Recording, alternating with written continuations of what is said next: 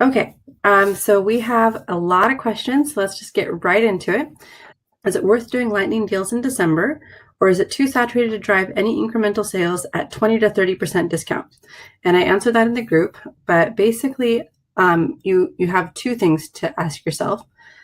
First, is that amount sufficient in the holiday season?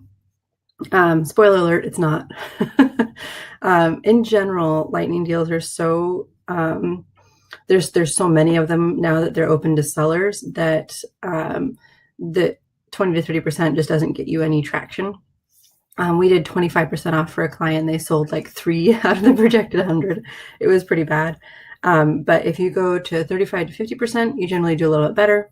So first of all, you need to offer more off. But second, one of those like lightning deals are helpful in that they increase your sales overall. And so it's kind of like a jump start, but it's a jump start for your subcategory, not for any sort of search results. So the whole purpose of like a giveaway through like Viral Launch or one of those kind of keyword giveaways is that they give you the opportunity to have people click on a super URL. Now, the wisdom of doing such a thing is let's set that aside for the moment.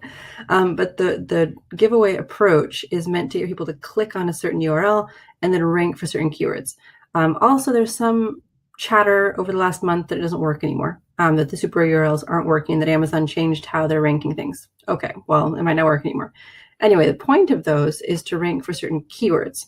The point of a lightning deal is to improve your overall sales, which increases your likelihood of getting the bestseller badge for your subcategory. The people that I've seen use this effectively are people who have the opportunity to get the bestseller badge for their subcategory. If your product type will never win the bestseller badge for your subcategory, then there is very little reason to do a lightning deal at all, much less a lightning deal at 35 to 50% off.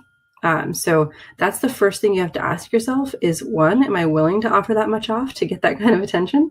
And two, is it even going to benefit me because it only helps me increase the likelihood of getting that bestseller badge? Okay, so that's the reason why we're not big fans of lightning deals. Also, they cost $300 this time of year, which is a lot for not very much benefit. We're much bigger fans of pushing social media promotions and coupons. Those are going to be a lot more effective for you. Okay. Next question from Tracy. Good morning. Does pricing on Amazon need to match pricing on our own website? It does not need to match, but Amazon wants to be best price. So that's something where you'll need to make sure that your Amazon price is lower than your competition's price, and the coupon does not count. So that's kind of an annoying thing. One of the things that the coupon does is it makes it possible to sell lower on Amazon than on another site. So if you're trying to maintain MAP pricing, right? So you can make your MAP pricing $50 or whatever is what your MAP pricing is. You can make your products $50 on Amazon and then offer a 20% discount with the coupon or whatever it is to try to compete with all the rest of the people who are selling on Amazon, and it looks like a great discount, etc. But if Amazon has noticed that you're selling something cheaper elsewhere, or if some retailer is selling it cheaper elsewhere, if you've got multiple channels, then they will actually suppress your buy box until you lower the price. Now, how often they do that is a different issue, right? Some small companies and some folks who have very limited sales channels can get away with selling things lower without a problem. But just keep in mind that you're getting away with it, not that it's actually something that Amazon is okay with. Amazon always wants to have the best price. Okay, next question. Do you have recommendations for what to do with your dead inventory?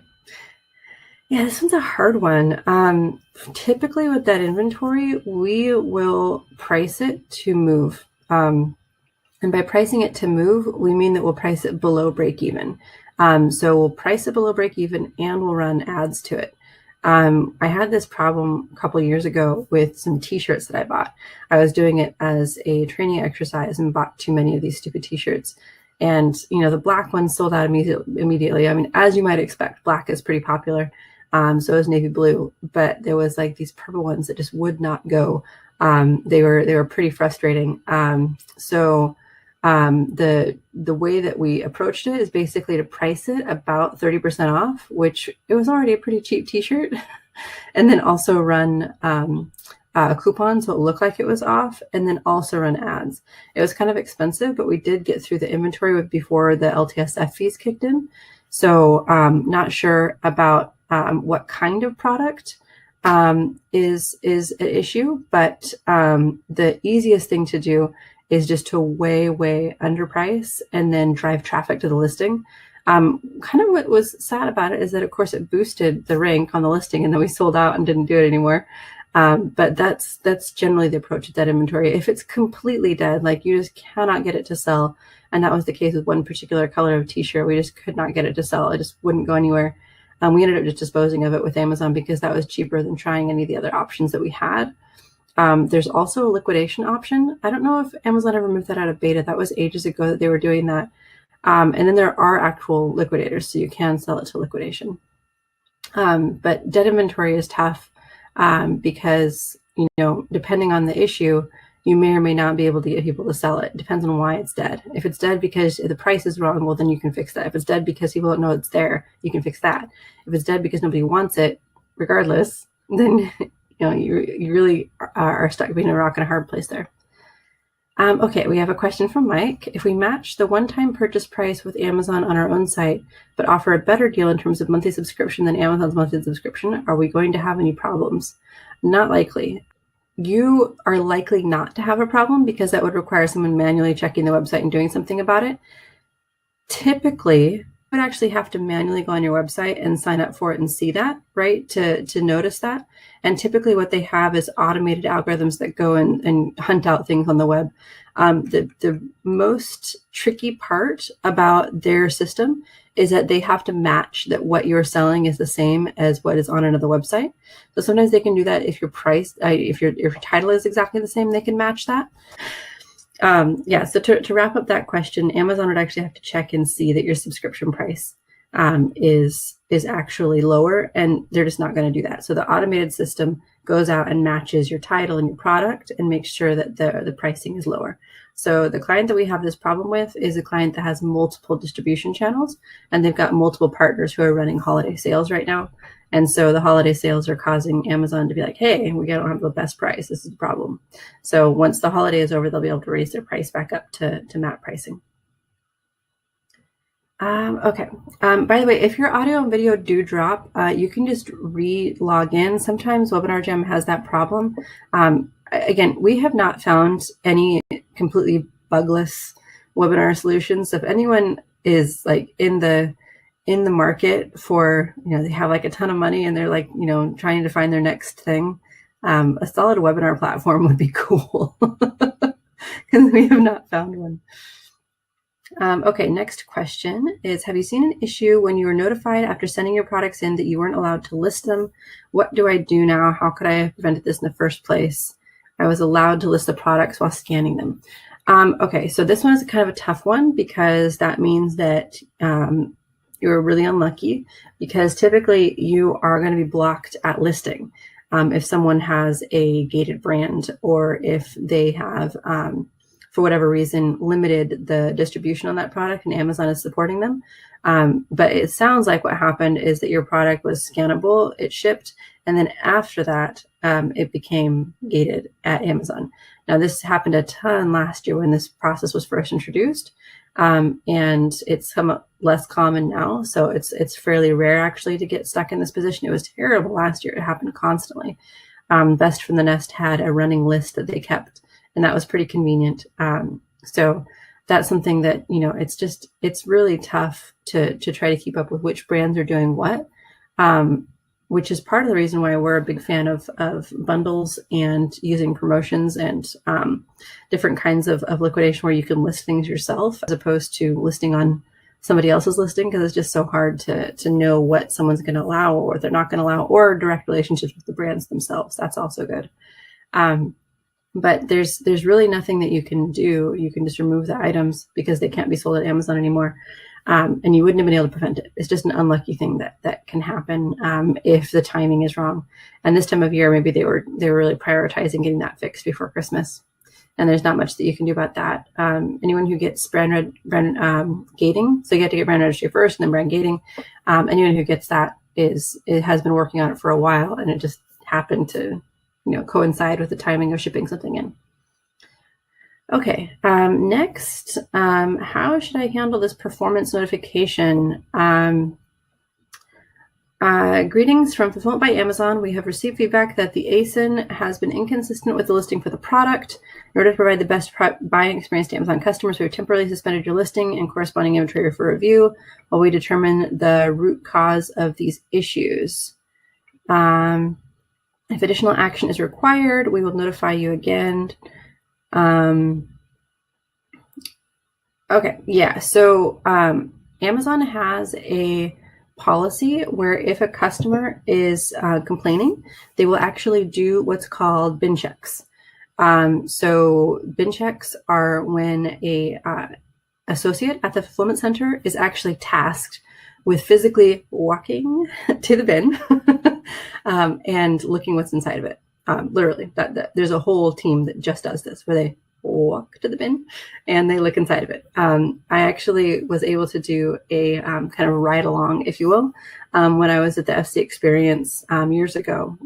That's one of the requirements for folks at Amazon. Most employees at corporate need to do the FC Experience. And the FC Experience is you go to the fulfillment center and you do all the jobs, and you rotate through all the different stations and you learn how to do their job. I made rate in one station. Now, to be fair, I was 3 months pregnant, and so obviously this was a while ago since that was my son. He's a little bigger now. And I can tell you that trying to walk as much as those FC workers walked, I mean, some of them were they were walking up to like 10 miles a day. Trying to do that 3 months pregnant was not happening.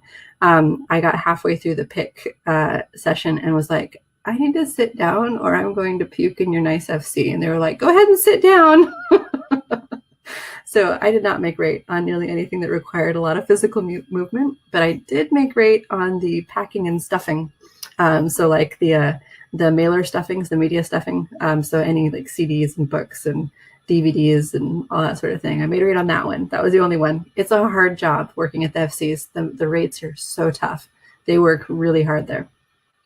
So when they have a problem with something, there's actually a special team that works on it. And this particular team, it was so sad. They had like 3 people for the entire fulfillment center. They were in like the back corner of the fulfillment center. That's where they have their desks, because most fulfillment center employees don't have desks. And so they had to like scrunch them into the back corner.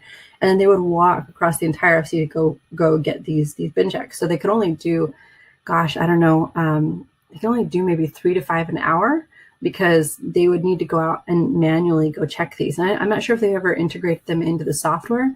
Probably not a priority. So what they did was they would note down which bins they needed to go to, then they would walk to them. Like, it was crazy. It was a stupid, crazy job. And they would go in and they'd take pictures of it, then they'd upload their findings to the trouble tickets. So what's happened is someone in FBA has flagged the product because of customer complaints. That runs a ticket to the fulfillment center. At the fulfillment center, someone physically walks to the bin and takes a picture, and then they send it back. Now, if it's an and-on cord, which is a safety issue, it gets done the same day. So only safety issues or recalls get done the same day. Anything else, especially marketplace, and on marketplace tickets, bin checks, can take anywhere from 3 to 7 days. So the priority is safety and recalls. So those happen the same day. Those always take priority. And if there's a whole bunch of those, well, then that's what gets done for the day. Then after that are retail bin checks. If retail needs something verified, and that's whatever Amazon is actually selling themselves, then they'll have someone go check on issues there. And then after that are the marketplace tickets. So you can imagine the team has to finish their emergency tickets first, then they have to finish the retail tickets, then they can handle the marketplace tickets. That's why it takes 3 to 7 days. So as you might imagine, you really can't do anything until Amazon's done with their bin check. So regardless, if it's down until they review it, it's down until they review it. And Amazon does not care that after 2 days you start losing rank. That's just the way the cookie crumbles. They'll do it when they do it. And this time of year, it gets pretty backed up. So that's unfortunate, but you basically have to wait until they're done with the bin check. So don't respond to it. Just wait. You can actually request bin checks yourself, actually, which are really helpful. So if you get a customer complaint and they say this item is wrong, or this item is the wrong size, or whatever, don't assume the customer is wrong. Follow the process for investigation, and that process always starts with a bin check. So you can actually just go into FBA and other issues. So you just go into help and then FBA inventory and then other issues. And then you can actually type in requested bin check. And you can write in, hi, I'm requesting the bin check on ASIN blah, blah, blah, because a customer said blah, blah, blah. And that's all you got to write. And then they'll write back to you in a couple days and say, hi, we have had a bin check done, and here's the picture of the product, and it appears that this is a problem, and blah, blah, blah, and then they'll give you next steps.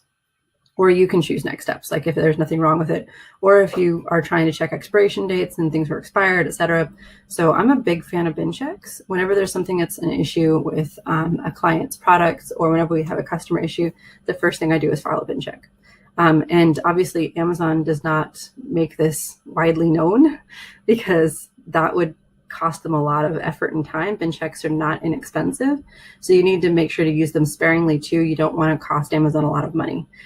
Keep in mind that every case you file costs between $14 and $20 to resolve, just based on just how much it costs to handle something like that from seller support. A bin check is quite a bit more than that. It's like, I don't remember exactly how much it was. It was years ago, and then I'm sure the prices have changed since then in terms of the actual financial cost, but it's like $30 to $50. So it's not inexpensive. If you ever wonder when Amazon's going to get mad at you about filing tickets, it's when your cost of doing business with Amazon exceeds the 15% or whatever it is in your category that they make from you. So I've had clients who are worried about filing more than 20 tickets in a day. Now, if they only sold 5 things ever, then 20 tickets in a day would be bad. Then they would be considered a problem child. If they're selling 200K a month, well, then 20 tickets in a day is totally fine. You're making plenty of money for Amazon. They're not going to be upset to respond to your tickets. It is a business. Okay, next is, what is your opinion on how tariffs will affect private label? We heard that the China deal may actually be lies, that the tariffs are still in place. Yeah. This one is frustrating for me because I feel like there are a small number of workers in the U.S. who are benefiting from these tariffs, and a huge number of workers in businesses in the U.S. who are really hurting from these tariffs. And that's kind of frustrating. In general, lower tariffs are better for consumers and they're better for businesses. Now, there are exceptions to that, and that can be painful for the people in those industries who are in the affected tariff. Lower tariffs. Steel is a big one. It can be painful to be in one of those industries, but the number of steel workers in this country is far lower than the number of workers who are working in finished goods with steel products, not to mention all the other products that are on the list. So it's kind of frustrating for me because this affects multiple clients, their livelihoods. It affects us, of course. And I actually don't know any steel workers. There's not very many of them left. So it's kind of frustrating. As far as what will actually happen, I feel like our president is a big fan of good ratings, and he likes people liking him. I honestly don't think he's going to go through as something that's going to completely tank the economy, which is what these tariffs could do. It's not a good thing. The way that these tariffs could impact the economy over time would definitely be problematic. So I don't think he's going to go forward with that. I have a hard time believing he would be happy with the ratings. To be perfectly honest, it seems like that's what a big part of his motivations are, is having people like him, and people would not like this. So I'm hoping that will drive reasonable solutions to the tariff problem. It's still up in the air what's actually going to happen. For now, it seems like they're not going to move forward for the next 90 days. We'll see what happens after that. We'll see about list 4.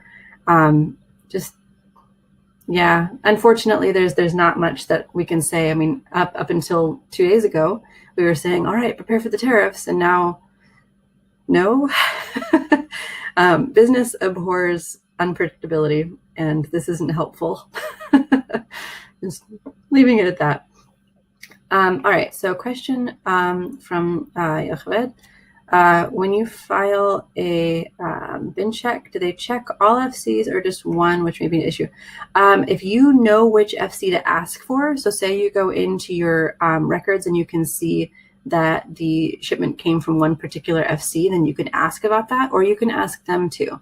You can actually see internally at Amazon, you can go to Pasture. It's a tool called Pasture. It used to be called COW, which actually was an acronym. It stood for something. Like COW stood for something a long time ago, before I was even there, like back in 2001. I came on board in 2007, and by then it was called COW Pasture because it was version 2.0. And now it's version 3.0, so it's just called Pasture. And I'm not even sure how many people know that it came from the old cow. It's so weird. So weird how these things come about. So they can actually check by order ID where the shipment came from. So if you've got a complaint on a particular order ID and you know there's a complaint on that one, like a return comes in and this is the order ID, then you can ask them to do a bin check on the fulfillment center where this one came from. You'll want to mention to check in Pasture where it came from. The seller support associate may not know how to do that, but the FC associate usually can. It's a little bit tricky. You may need to call Amazon and get a captive associate. Captive associate should be able to help you. Catherine says, I have 4 flavors and a 5th ASIN that is a gift pack of 2 of the ASINs. Can I show an image of the gift pack ASINs under each of the images of all of the individual ASINs so customers will know there's a gift packaging option available, or is that against policy? Also, can you reference the gift option in the descriptive text for the single ASINs? Okay. So the picture, technically speaking, you're not supposed to do that, but it definitely works to do so. So what I would do is actually I'd put 2 pictures in. I'd pick the picture, the individual product, and then put something that shows that gift packaging is also available. Now, if you put too much text on there, that's also against policy. The likelihood of you getting in trouble for it is pretty darn slim. And the likelihood of increasing sales because of it is high. So that kind of risk-reward ratio, generally speaking, people put text in their images. So I definitely not on the primary. And then, and just to be clear, it isn't meeting policy, but it's very rarely enforced. So just to be clear on that. And then can you reference the gift option in the descriptive text of the single ASINs? Yes. And I would reference in both bullets and in description, because remember, bullets come first on the web, description comes first on mobile. So always remember that. Never forget that on mobile, description comes first and description really matters. It's easy to forget that description matters because all of the previews are on web and we do all of our work on the web. But the mobile experience really matters, and that's description. Okay, next is pros and cons of emailing customer base asking for website reviews when we aren't live on Amazon just yet. So that would be having it on your website when you're new on Amazon. So that actually can be really helpful because Google does this interesting thing where if there are reviews on a website, they'll actually aggregate it. So they actually take reviews from all over the web. If they can match your business name to your website, they'll actually take your reviews from your website and show it in Google reviews in the amalgamated view. So they'll do the same thing with like Yelp. They'll pull things together. So Google will pull everything together. It's still worth it to get website reviews, even if you haven't launched on Amazon yet. But of course, launching on Amazon as quickly as possible is the goal there. Mike asks, is there any punishment for the customers who falsely report issues such as the manufacturer faked their own product, the product expired 20 years ago, or the customers are entitled to make any claim, true or fiction, without any consequences? Unfortunately, there are not consequences for customers who say this. The expectation on Amazon's side is that the customer was simply mistaken. For customers who routinely abuse returns, there is a process for punishing them. They will get their account suspended. So don't return too much stuff. Like if you have an account that's used for doing test buys of your competitors, don't return them all. Like if you go above a certain percentage, they'll investigate you.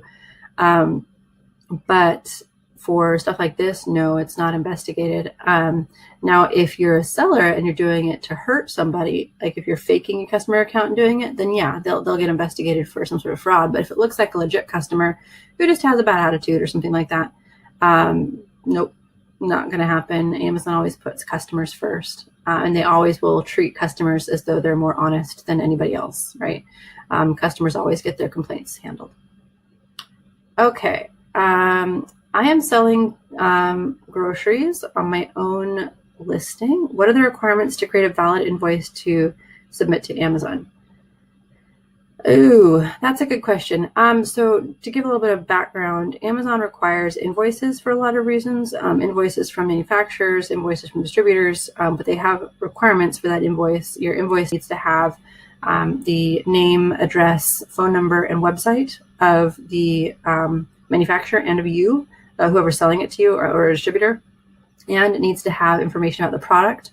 So the information needs to contain validation that the product is what's on Amazon. So you need some sort of verification that is, like UPC or item number or an exact match title. And you need to have quantities that match the quantities that you're shipping into Amazon. And then the price you can black out. But those are the things that are most important to match. Now they do this because people were buying things, like they'd buy some things directly from the manufacturer and they'd buy the rest off the back of a truck, and no one could validate what was what. So this kind of existed, starting about like 4 years ago, as a way to try to control counterfeit. Now the problem is, it's not a very effective way to control counterfeit, for one thing. And then when you establish that kind of broadly across the whole thing, invoices are not terribly helpful. So if you are selling your own products and you have a problem with it and they ask for invoices, what you will actually need to do is you will need to provide invoices for your raw materials and demonstrate that you have all your correct permits in place to be doing what you're doing. So if you are making some sort of food, like if you happen to have like a home business for, we talked to someone who was doing handmade and had a homemade business for canning and jarring some foods. For them, they needed to provide their certificate for, forget what it was. They needed to provide their food certificate. There's like a registration they needed to do with the city and with the county to be a registered food producer. And then they needed to provide their invoices for the raw materials. And so that worked. But they had to explain that, and they had to clearly demonstrate that they were a producer. Otherwise, it's going to be really difficult. Okay. Kara asks, what is the reimbursement calculation that Amazon uses? I can't seem to get a straight answer from them, and the reimbursements coming through are not consistent. Yes, because it's not a consistent methodology. If you are selling regularly, then they usually will use the amount that you get after all the fees, usually. So if you're normally selling for $30, but the amount that you get after fees is like $22, then the reimbursement will usually be around $22. So that's that. If you have a variable price, so if you've been running sales or you've been running coupons or whatever, then they'll give you that number. So it'll be like if you've been on sale for like $1, well, then you'll get $21 instead of $22 for your reimbursement. The other thing that can sometimes change is if any fees changed, like if they changed the pricing on your shipping and handling, then they'll give you a different amount because you got a different amount back. And then if you haven't sold anything, so there's nothing for them to work off of, then they will typically use whatever cost you provide. So like if you have an invoice from a supplier and you say, here's how much it cost me to buy this, and they'll usually reimburse you for that cost, which is kind of annoying because that doesn't account for any of your other costs, but that's what they use if you haven't sold anything yet. And then randomly, we have seen them give full 100% retail price reimbursements. It's completely not clear where they're coming from on this, but that's typically what you'll see. You'll see either full retail reimbursement. You'll see exact cost from an invoice if you submit that as if something gets lost or damaged on its way in before it's been able to sell, or just whatever that you would have made off the product. Okay, so your experience of it being kind of all over the place, totally exactly how it is. Kind of annoying. Thank you, Tandy. Commercial kitchen license. Yeah, there's some other permits like for storage and for handling and as well. Food can be pretty complicated. If you want to do food, you got to make sure that you've got all your ducks in a row. This always reminds me of those terrible stories like the health inspectors who like put bleach on, kids selling, cookies or something crazy. How do I know if I own my buy box? Two ways. You can use your metrics in the back of your Seller Central account, or you can go onto the website. If you go onto the website, you can see whatever any other customer sees. And so if you happen to be winning the buy box 95% of the time, then 95 times out of 100 that you land on your page, you will be the one who's offering the product. So the easiest way to see this is on the back end. And by doing two things, you go to reports and business reports and your detail page and traffic sales by child item. And that will show you by individual ASIN what your buy box percentage was for that particular time period. And so if you see something that has less than 100%, then that means that for a certain period of time, you did not own the buy box for that product. Now, it could be that it was part of a variation and you were out of stock. And so then you would not own the buy box if you were out of stock. And it would still be live because it's part of a variation. And so other listings were up, people could click on it, they just couldn't buy it. And so then that would show as being less than 100% buy box because the item was up, people just couldn't buy it from you.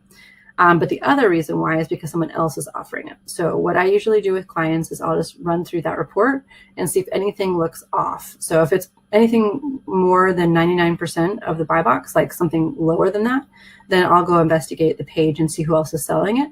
But that's typically where I'll go. So that's reports, business reports, and then detail page sales by child ASIN. Okay. Next question from Yochid. I have an ongoing issue and not sure how to proceed. I sell 2 different items. Each of the items has 3 colors and 6 sizes. FBA somehow received 4 sizes of style color 1 and linked them to style color 2 for 4 different sizes. Couldn't open a case till they were transshipped. Yep.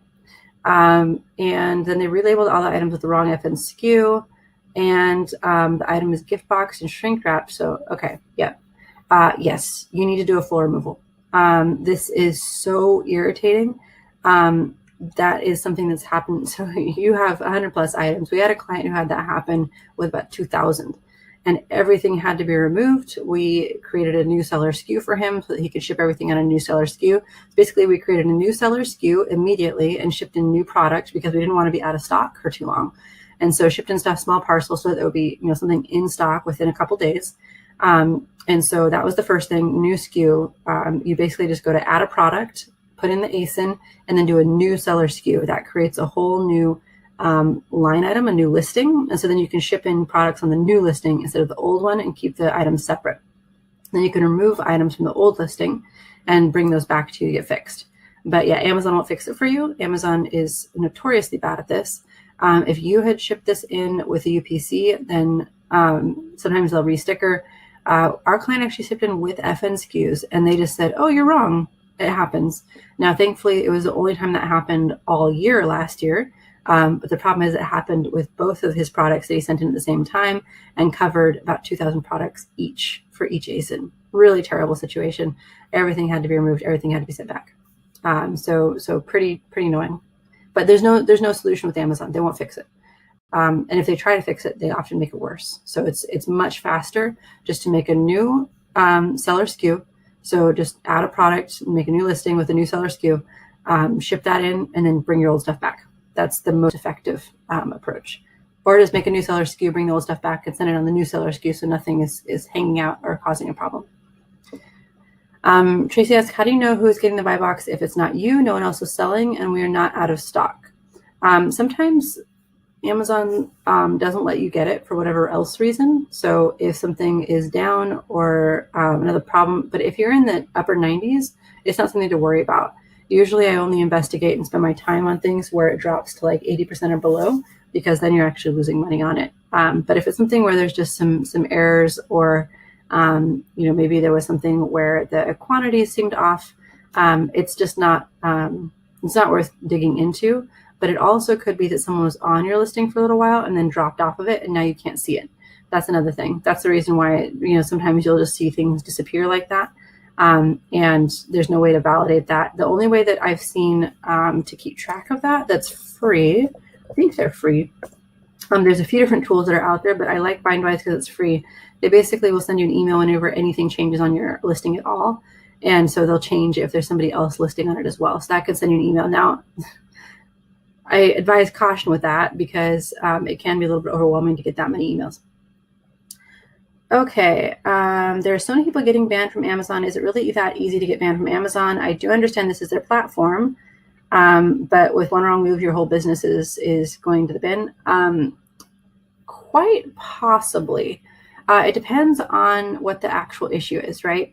So if you're selling counterfeit products, yes. One counterfeit product that's a true counterfeit product could tank your whole business. Absolutely. If it's some customer who's saying this product looks used, then no, unless you respond poorly and tick off seller performance, no, then you'll be fine. So I think there's a lot of fear around that. There's a lot of people who don't understand what Amazon's looking for. They don't understand why Amazon's doing it. And so they get really upset and belligerent. And if you do that, then Amazon gets kind of upset and belligerent back. Because these are people, right? They don't like getting yelled at. Nobody likes getting yelled at. But no, I don't think that it's, I see Amazon as hostile business partner, I guess is the best way to put it. There's always going to be motivations that they have that are not yours. And so you always have to be careful. But at the same time, I don't think that there is a situation in which you should believe that Amazon will tank your business just for whatever reason. That's not a thing. Your business could be harmed by Amazon making choices, but I would never say that Amazon's going to do that just because. That's not a thing. Amazon usually has very good reasons why it chooses to do things. It may not be clear to you what those reasons are, but there's generally very good reasons for it.